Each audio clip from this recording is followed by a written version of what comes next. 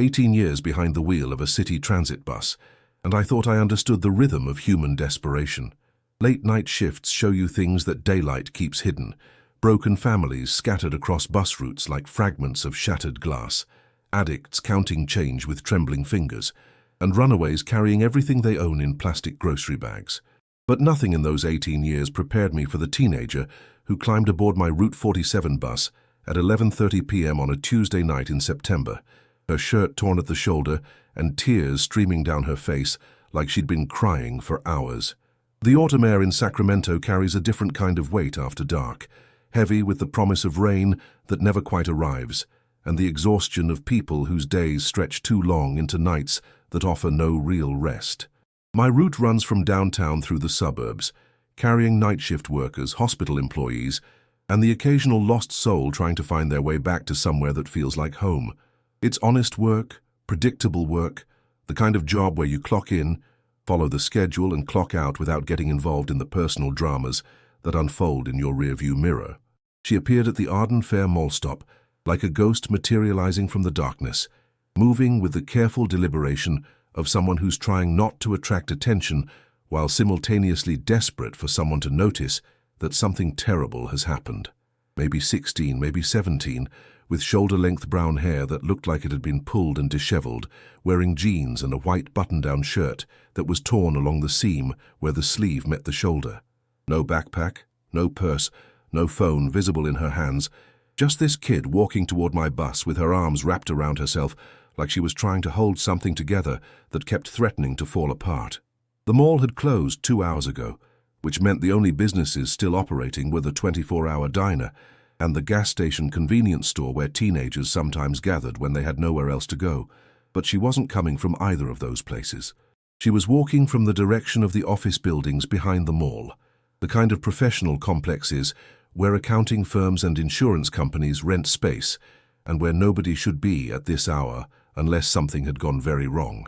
She climbed the steps slowly, like each movement caused her physical pain, and when she looked up at me to pay her fare, I saw something in her eyes that made my chest tighten. It wasn't just fear. It was the specific kind of terror that comes from having your trust broken by someone who was supposed to protect you. The look of someone who's discovered that the world isn't what they thought it was and doesn't know who to believe anymore. "How much to anywhere?" she asked, her voice barely above a whisper, shaky like she was fighting to keep control of emotions that threatened to overwhelm her completely. "Where are you trying to go, sweetheart?" I kept my voice gentle, the tone you use with wounded animals or scared children, anyone who might bolt if they sense danger in your intentions. She fumbled in her pocket and pulled out 3 crumpled dollar bills and some change, counting it twice like she wasn't sure the numbers would stay the same. "Is this enough to get me far away from here?" The fare for any destination on my route was $2.50, so she had enough money to ride the bus, but everything about her demeanor suggested she was running from something much more expensive than bus fare could solve. I watched her count the money again, noticed how her hands were shaking, noticed the way she kept glancing over her shoulder like she expected someone to follow her onto the bus. "That'll get you downtown," I said, accepting her money even though my instincts were screaming that this kid needed help that went far beyond public transportation. "Take any seat you want. We'll be moving in just a minute." She walked to the back of the bus, past the handful of other late-night passengers, a nurse heading home from a double shift, 2 college students sharing earbuds and looking at something on a tablet, an elderly man who might have been homeless or might have just been tired of being at home. She chose the seat directly behind the back door, as far from everyone else as possible, and immediately curled up against the window like she was trying to disappear into the upholstery. I pulled away from the mall stop and merged into the sparse traffic of late-night Sacramento, following the route I'd driven thousands of times, past strip malls and apartment complexes, and the kind of businesses that survive by being essential rather than exciting. In my rearview mirror, I could see her reflection in the window, and what I saw made me want to abandon my route, park the bus, and find out what had happened to put that look of devastation on a teenager's face. She was crying silently, the kind of tears that fall without sobbing, without drawing attention, the way people cry when they're trying not to be noticed but can't stop the emotional dam from breaking. Her reflection showed someone who was fighting a battle between the need to grieve and the need to stay invisible, between wanting help and being afraid that asking for help might make everything worse. About 10 minutes into the ride, she moved to the seat directly behind me, close enough that I could hear her breathing, could sense the way she was struggling to find words for whatever she needed to say. I adjusted my mirror so I could see her without turning around, watched as she opened and closed her mouth several times, like she was rehearsing a conversation she didn't know how to start. "It wasn't supposed to happen," she finally whispered, so quietly I almost missed it over the sound of the engine and the late-night radio chatter from dispatch. "It wasn't supposed to happen like this." The words hung in the air between us like a confession, like the beginning of a story that someone needed to tell, but didn't know if anyone would believe. I've heard variations of that phrase from hundreds of passengers over the years, people whose lives had taken unexpected turns, whose careful plans had been destroyed by circumstances beyond their control, whose trust in the basic fairness of existence had been shattered by events they never saw coming. But there was something different about the way she said it, something that suggested this wasn't just disappointment or bad luck, but something much more serious, much more dangerous, much more likely to have lasting consequences for a teenager who should have been worried about homework and college applications instead of whatever had put that haunted expression in her eyes. "What wasn't supposed to happen, honey?" I asked, keeping my voice low, creating a space where she could tell me as much or as little as she felt safe sharing. She was quiet for so long I thought she might not answer, might retreat back into the protective silence that had carried her this far. But then she spoke again, and her words changed everything I thought I knew about this night, about my role as someone who was supposed to transport passengers safely from one place to another without getting involved in problems that weren't mine to solve. "They said it was just a meeting," she whispered. "They said I was being recruited for an internship, that I was special, that I had potential they wanted to develop. They said it would change my life." The weight of her words settled over the bus like a heavy blanket, and suddenly the routine sounds of late-night transit, the hum of the engine, the squeak of brakes at red lights, the distant chatter of dispatch radio, seemed muted compared to the significance of what she was trying to tell me. I've transported thousands of people over 18 years, heard fragments of countless personal stories, witnessed moments of joy and devastation, and everything in between. But this felt different, more urgent, like I was being trusted with information that could determine whether this kid's life took a turn toward healing or toward something much darker. "An internship," I repeated carefully, giving her time to decide how much she wanted to share with a stranger, driving a bus through Sacramento at midnight. "What kind of internship?" She shifted in her seat, and I could see her reflection more clearly now, the tear tracks on her cheeks, the way she kept touching the torn part of her shirt, like she was trying to cover evidence of whatever had happened, the exhaustion that comes from carrying a secret too heavy for someone her age to bear alone. "At Morrison and Associates, it's a law firm downtown. They said they'd seen my debate team performances at school, that I had the kind of analytical mind they looked for in future attorneys. They invited me to their office tonight for what they called an informal interview to discuss opportunities. Morrison and Associates, I knew the name from the business news, from billboards around the city advertising their services in personal injury and corporate law. A prestigious firm with offices in the financial district, the kind of place that represented major corporations and wealthy individuals, the kind of place where a high school student might legitimately be offered mentorship opportunities if they demonstrated exceptional academic ability. But prestigious law firms don't conduct interviews at 11 p.m. on Tuesday nights. Prestigious law firms don't leave teenagers walking alone through dark parking lots with torn clothing and expressions of traumatized disbelief. Whatever had happened at Morrison and Associates wasn't an internship interview. It was something that had left this kid running through the night with no phone, no transportation, and nowhere safe to go. "Tell me about the meeting," I said, stopping at a red light that gave me a moment to turn slightly and make eye contact, to let her see that I was listening, that whatever she told me would be taken seriously. Her voice became even quieter, like she was afraid that speaking the words aloud might make them more real, more permanent, more difficult to pretend had been some kind of terrible misunderstanding. "I arrived at 7:30 like they told me. The building was mostly empty, just security in the lobby and cleaning crews on some of the floors. Mr. Morrison met me at the elevator, said he was impressed that I'd been punctual, that punctuality was a quality they valued in potential associates. She paused, touching her torn shirt again, and I could see her struggling with how to describe what came next, how to find words for an experience that had clearly violated every expectation she'd had about what the evening would involve. He took me to a conference room on the 15th floor, beautiful view of the city, expensive furniture, walls covered with awards and photographs of him with politicians and business leaders. He offered me coffee, asked about my academic interests, my career goals, my family background. It felt like a real interview. The light turned green, and I eased the bus forward while keeping my attention divided between the road and her reflection in the mirror.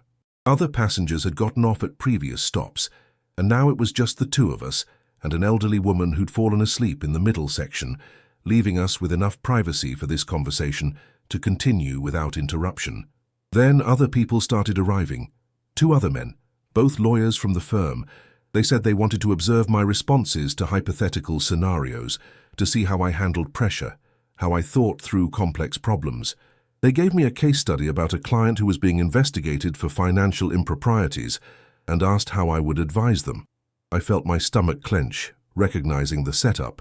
Experienced adults using their authority and professional environment to manipulate a teenager into a situation where normal boundaries could be gradually eroded, where inappropriate behavior could be disguised as legitimate professional interaction.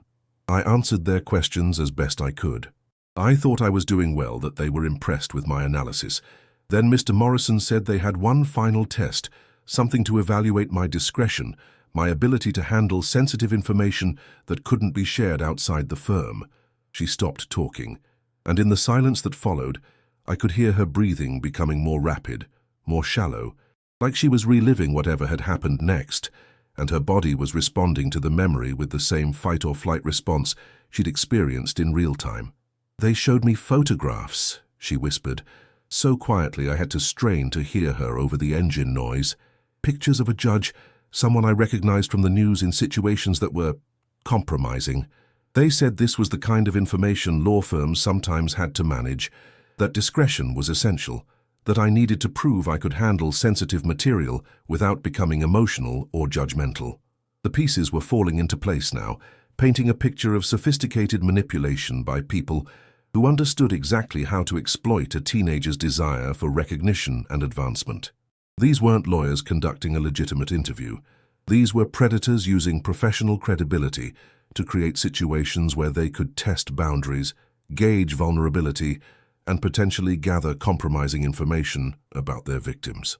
"What happened next?" I asked, though I was beginning to understand that whatever came next was what had left her running through the night with her shirt torn and her trust in adult authority permanently damaged. They said showing me the photographs was a test of trust, that now I was part of their inner circle, that I had proven myself worthy of special opportunities within the firm. Then Mr. Morrison said there was one more test, something that would demonstrate my commitment to the position, my understanding that success sometimes required personal sacrifices.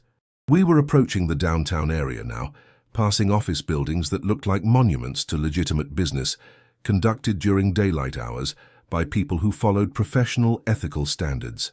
The contrast between the respectable facade of corporate Sacramento and what she was describing felt like evidence of how easily predators could hide behind institutional credibility, how efficiently they could exploit the trust that young people place in adult authority figures. He asked me to sit on the couch instead of the chair, said the next part of the interview required a more relaxed atmosphere. When I moved, he sat beside me, closer than felt comfortable, and put his hand on my knee. He said, "Successful women in law learn to navigate complex interpersonal dynamics, that professional advancement sometimes involved understanding how to work with powerful men who had particular expectations." I could feel rage building in my chest, not just at Morrison and his associates, but at the entire system that allowed successful predators to use their positions to exploit vulnerable young people who were only trying to pursue legitimate opportunities for advancement. I told him I wasn't comfortable, that I thought I should go home.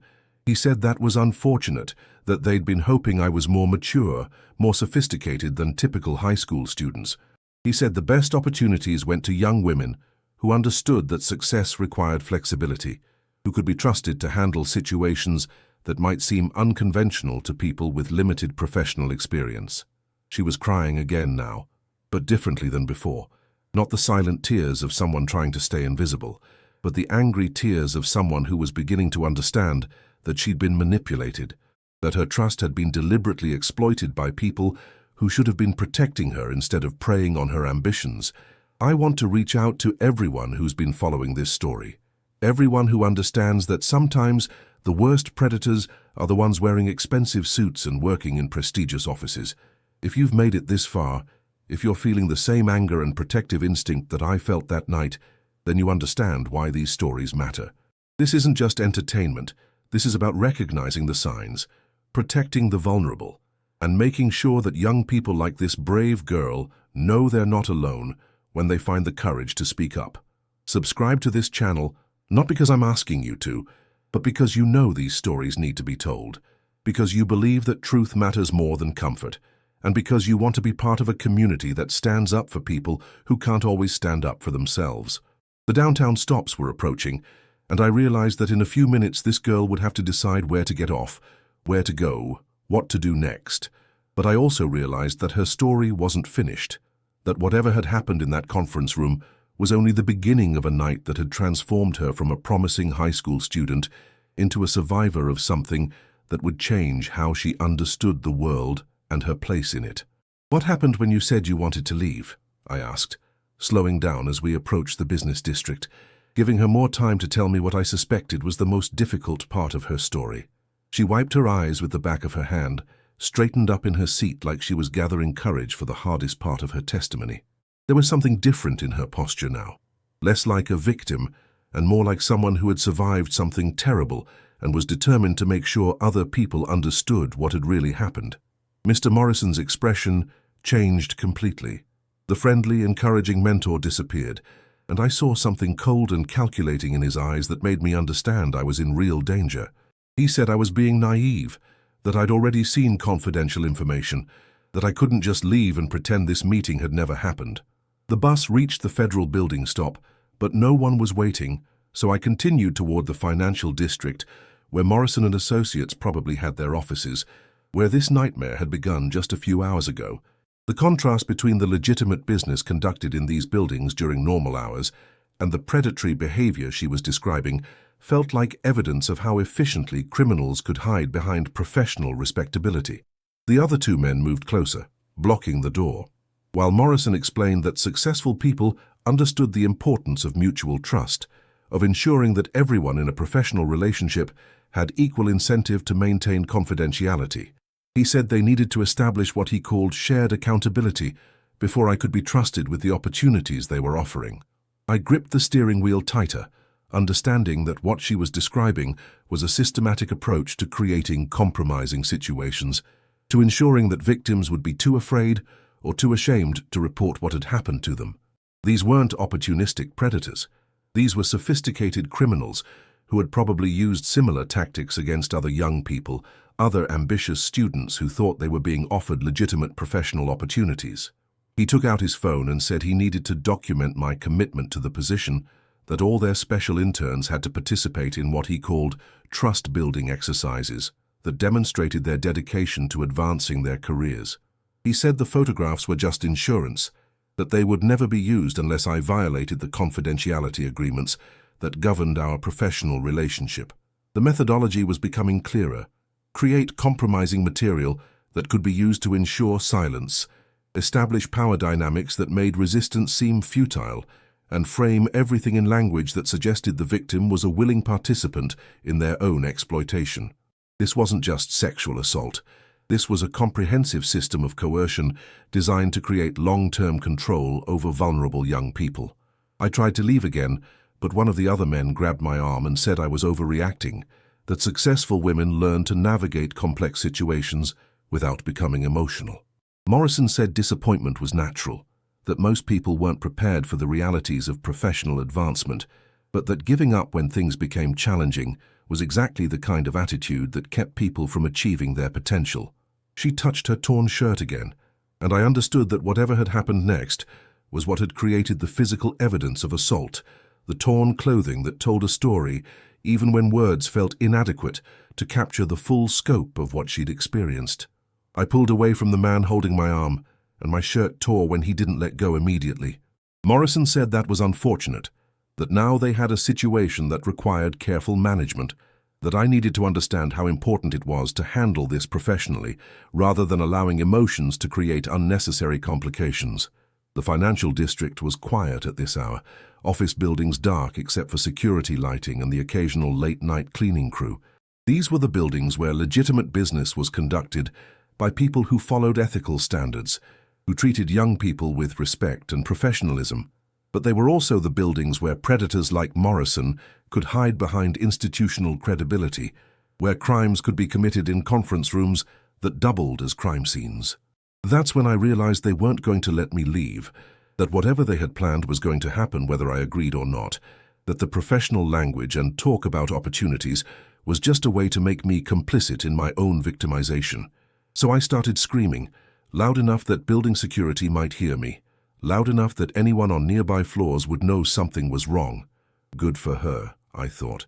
Good for her for recognizing that cooperation wouldn't protect her, that these men had no intention of honoring any boundaries or respecting any limits she tried to establish. Good for her for fighting back when fighting back might have been the only thing that saved her from something even worse. Security came running, and Morrison immediately switched to damage control mode. He told them I was a troubled student who had become hysterical during a counseling session, that I was making accusations that were clearly the result of emotional instability rather than any inappropriate behavior on their part. He said they would handle the situation internally, that involving outside authorities would only make things worse for everyone involved. But building security, probably minimum wage employees with no stake in protecting a prestigious law firm's reputation, had seen enough domestic disturbances and workplace conflicts to recognize when someone's distress was genuine rather than manufactured. They had probably taken one look at her torn shirt, her genuine terror, and the two smooth explanations from the lawyers, and decided that this situation needed outside intervention. The security guard was this older African-American man who looked at my shirt, looked at Morrison's face, and said he thought we should wait for police to sort everything out. Morrison tried to argue, said it was a misunderstanding that could be resolved without involving law enforcement, but the guard said his job was building security, not protecting people from the consequences of their choices. I felt a surge of gratitude for that security guard, for someone who had recognized a dangerous situation and refused to be intimidated by professional credentials or smooth explanations. Sometimes the most important heroes are people who are just doing their jobs with integrity, who understand that protecting vulnerable people is more important than avoiding conflict with powerful individuals. While Morrison was arguing with security, I ran for the emergency stairs. I knew if I waited for police, there would be reports, documentation, people asking questions I wasn't prepared to answer. I knew Morrison would have lawyers, connections, ways of making me look like a disturbed teenager who had misunderstood a legitimate professional interaction. So I ran. She had probably made the right choice, I realized. A 17-year-old's word against 3 established lawyers, especially when those lawyers had probably used similar tactics before and had experience managing the aftermath of their crimes. The justice system, for all its theoretical commitment to protecting victims, often failed young people who couldn't prove their cases beyond reasonable doubt, especially when their accusations threatened powerful people with resources to fight back. I've been walking for 3 hours, trying to figure out what to do, who to tell, how to make sure this doesn't happen to someone else. I don't have my phone because I left my purse in their conference room when I ran. I don't have money for a taxi or anywhere safe to go where I can figure out my next steps.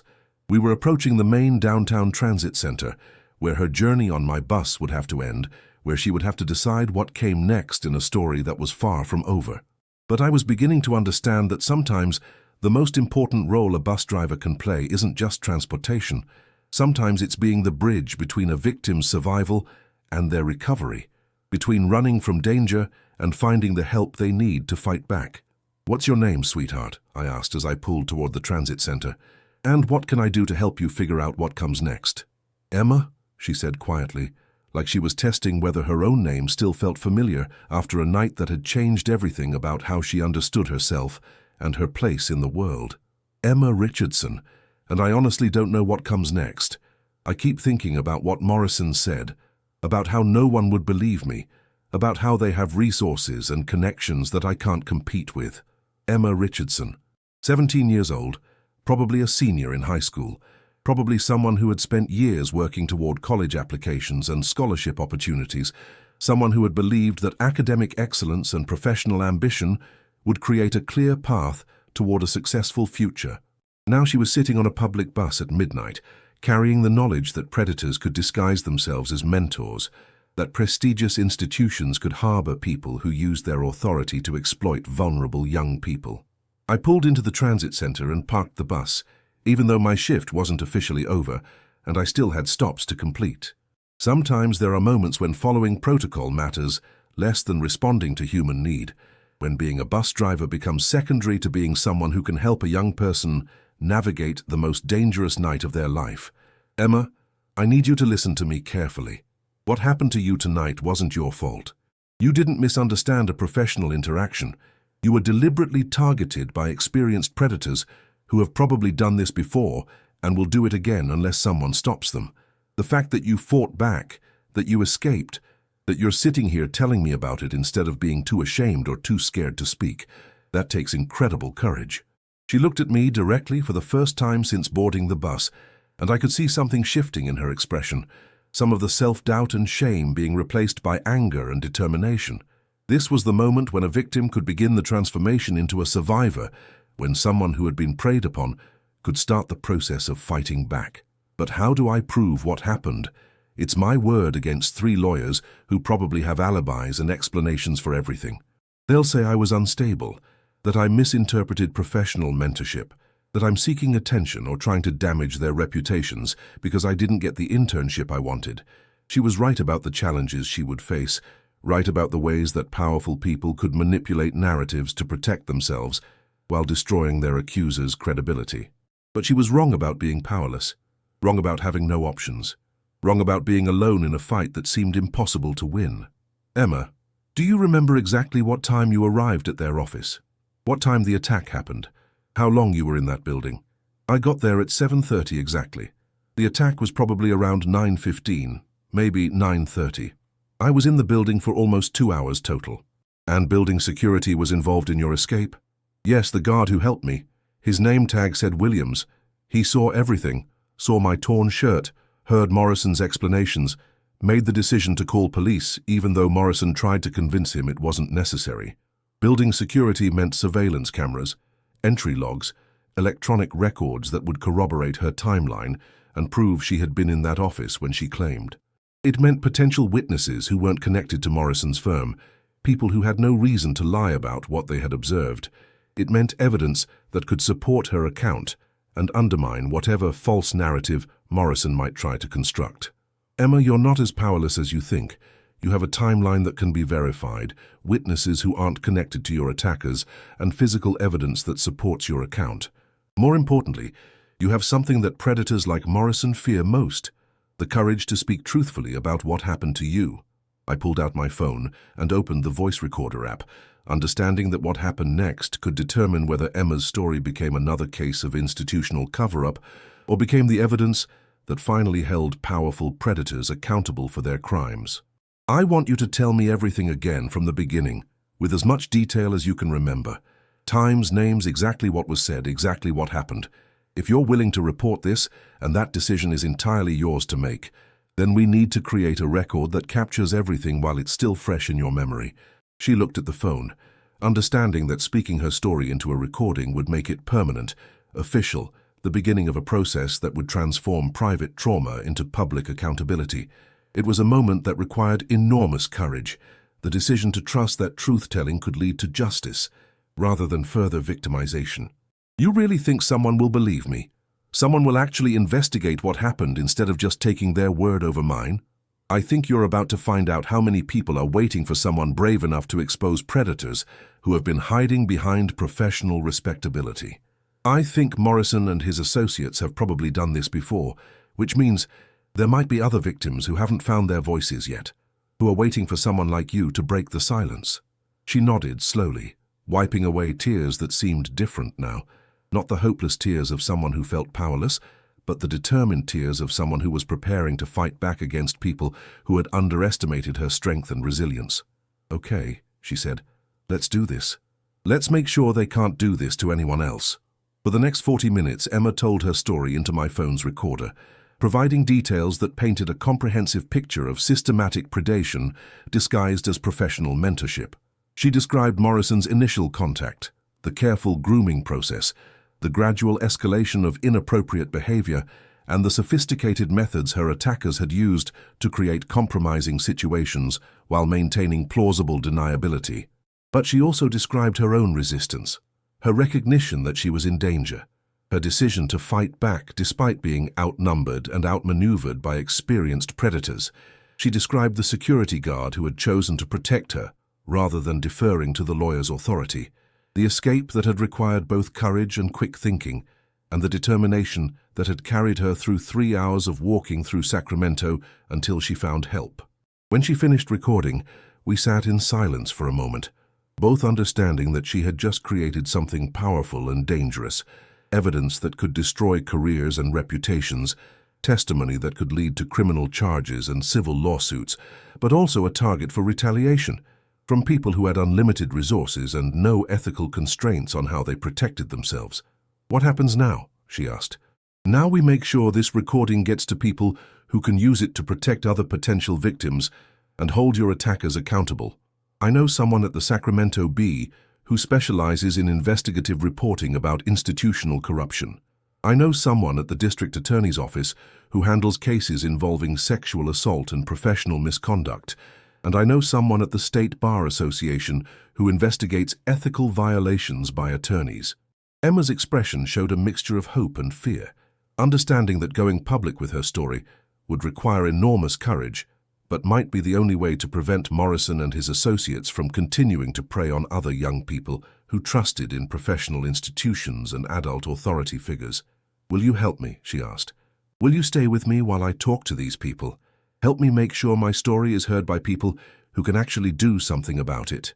I looked at this 17-year-old who had survived something terrible and was now asking for help to transform her survival into justice for herself and protection for future victims. I thought about my 18 years of driving buses, of being a neutral observer of other people's crises, of staying professionally distant from problems that weren't mine to solve. But sometimes neutrality becomes complicity. Sometimes not taking a side means choosing the wrong side. Sometimes the most important thing you can do is help someone find their voice and make sure that voice is heard by people who have the power to create change. "Yes," I said, "I'll help you. We'll make sure your story is told, that these men are held accountable, and that what happened to you tonight becomes the beginning of justice rather than just another case of powerful people getting away with crimes against vulnerable victims." 3 weeks later, I'm sitting in a federal courthouse watching Assistant U.S. Attorney Maria Santos present evidence to a grand jury that includes Emma's recorded testimony, building security footage that corroborates her timeline, and similar accounts from 4 other young women who found the courage to come forward after Emma's story broke in the Sacramento Bee. The investigative series that followed Emma's initial report revealed a pattern of predatory behavior spanning 5 years, involving at least 12 victims, and a systematic cover-up that reached the highest levels of Morrison and Associates. Emma sits in the front row of the gallery, no longer the terrified teenager who had climbed onto my bus with no phone, no money, and nowhere safe to go. She's been working with federal investigators for weeks now, helping them understand the sophisticated grooming techniques that Morrison's group had perfected, the ways they had used professional credibility to create access to vulnerable young people, and the methods they had employed to ensure victim silence through shame, intimidation, and systematic character assassination. The security guard who had protected Emma that night, Marcus Williams, testified yesterday about what he had witnessed in the Morrison and Associates offices. His account provided crucial corroboration for Emma's timeline and painted a picture of lawyers who had tried to manipulate building security into covering up a crime in progress. Williams had worked private security for 15 years, had seen enough domestic violence and workplace harassment to recognize predatory behavior when he saw it, and had refused to be intimidated by Morrison's attempts to frame Emma's assault as a misunderstanding. Dr. Jennifer Martinez, a forensic psychologist specializing in institutional abuse, explained to the grand jury how predators like Morrison operated within professional environments, using their authority and credibility to create situations where victims felt powerless to resist or report abuse. Her testimony helped prosecutors establish that what had happened to Emma wasn't an isolated incident, but part of a systematic pattern of exploitation that the defendants had refined over years of targeting ambitious young people. The State Bar Association launched its own investigation parallel to the criminal proceedings, and preliminary findings suggest that Morrison and associates had been using internship programs and mentorship opportunities as hunting grounds for potential victims. Internal emails obtained through search warrants revealed discussions about identifying promising candidates among local high school students, particularly young women from middle-class families who were motivated to pursue professional careers but lacked the connections and resources that might have provided protection against exploitation. But the most powerful testimony came from Emma herself, who had spent weeks preparing to face cross-examination from defense attorneys who would try to destroy her credibility, her character, and her mental health in order to protect their clients. She had worked with victim advocates to understand the legal process, to prepare for the ways that defense lawyers would try to manipulate her words and twist her testimony, and to maintain focus on the truth despite aggressive attempts to shame her into silence. When she took the stand, Emma spoke with clarity and conviction about what had happened in that conference room, about the systematic manipulation she had endured, and about the courage it had taken to fight back against men who had used their professional authority to create situations where resistance seemed impossible. She described the grooming process, the gradual escalation of inappropriate behavior, and the moment when she had realized that cooperation would not protect her, that her only chance of survival was to fight back and escape. The defense attorneys tried every strategy in their playbook to discredit her testimony. They suggested she had misunderstood professional interaction, that she had consensually participated in behavior she later regretted, that she was seeking attention or financial compensation through false accusations against respected members of the legal community. They questioned her memory, her emotional stability, and her motivations for coming forward with allegations that would destroy the careers of men who had devoted their lives to serving their clients and their community. But Emma had prepared for their attacks, had worked with prosecutors to understand how predators and their defenders used victim-blaming strategies to escape accountability. She answered every question directly and honestly, never allowing defense attorneys to confuse her timeline or manipulate her words, never backing down from her account of what had happened despite aggressive attempts to intimidate her into changing her story. The grand jury deliberated for less than 2 hours before returning indictments against all 3 defendants on charges including sexual assault, conspiracy, witness intimidation, and racketeering under statutes typically used to prosecute organized crime. The prosecution argued that Morrison and associates had operated essentially as a criminal enterprise, using legitimate business operations to facilitate systematic predation while employing sophisticated methods to ensure victim silence and avoid law enforcement scrutiny. Today, 6 months after Emma climbed onto my bus with her shirt torn and her world shattered, Morrison and his associates are beginning their trials on federal charges that could result in decades in prison. The State Bar Association has moved to revoke their licenses permanently, and civil lawsuits filed by 12 confirmed victims are seeking damages that could bankrupt what remains of their practice. But more importantly, Emma's courage in speaking out has led to systematic changes in how law firms recruit and supervise interns, how professional organizations monitor mentor relationships, and how law enforcement investigates allegations of abuse within institutional settings. The Sacramento County District Attorney's Office has created a specialized unit for prosecuting crimes that occur within professional relationships, and the state legislature is considering legislation that would require mandatory reporting of suspected abuse in legal internship programs. Emma graduated from high school with honors and is now attending Stanford University on a full scholarship, studying pre-law with the intention of becoming a prosecutor who specializes in protecting vulnerable people from institutional predators. She speaks regularly at high schools and colleges about recognizing manipulation tactics, trusting instincts about inappropriate behavior, and understanding that predators often hide behind professional respectability and institutional authority.